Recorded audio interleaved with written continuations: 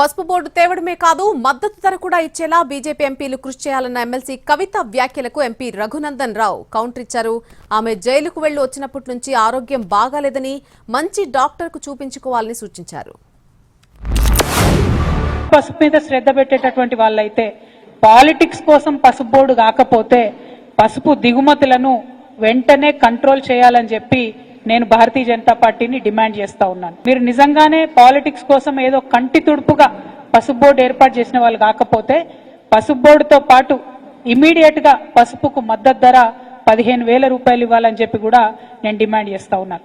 ఎప్పటికప్పుడు ఆనాటి మందమే మాట్లాడి తప్పించుకొని తిరుగుదామంటే ప్రజలు ప్రతి ఒక్క విషయాన్ని గమనిస్తారన్న విషయం రాజకీయాల్లో ఉన్న ప్రతి ఒక్కరం కూడా చూసుకోవాలి. సో కవిత గారికి కొంచెం ఆ జైల్లో ఉన్నటువంటి సందర్భం లోపల కొంచెం ఇబ్బందికరమైనటువంటి ఆరోగ్య పరిస్థితులు ఇబ్బంది అయినాయని చూసినాం. చెల్లె జైలుకి వెళ్ళి బయటకు వచ్చినాక దవాఖాన చుట్టూ తిరుగుతున్నట్టుంది. ఇంకా పూర్తిగా వారి ఆరోగ్యం కుదుటపడినట్టుంది. ఇంకొంచెం మంచి డాక్టర్లతో ట్రీట్మెంట్ చేయించుకున్న తర్వాత ప్రెస్ మీట్లకు వస్తే చెల్లె బాగుంటుంది అనేది నా అభిప్రాయం. 10 సంవత్సరాలు అధికారంలో ఉన్నప్పుడు ఫామ్ హౌస్ చుట్టూ దౌలతాబాద్ వాళ్ళు, మరుకు కోళ్ళు, గజ్వేల్ అసెంబ్లీ కాన్స్టిట్యున్సీకి సంబంధించిన రైతులు చచ్చిపోయిన రోజు ఏ రోజు కేటీఆర్ గారికి కనబడలేదు రైతులు. ఇవాళ కేటీఆర్ గారు వచ్చి రైతు ధర్నా చేస్తా, రైతు దీక్ష చేస్తా అంటే కేవలం పొలిటికల్ స్టంట్గా మాత్రమే ప్రజలు చూస్తారు తప్ప ఇంకొకటి కాదు.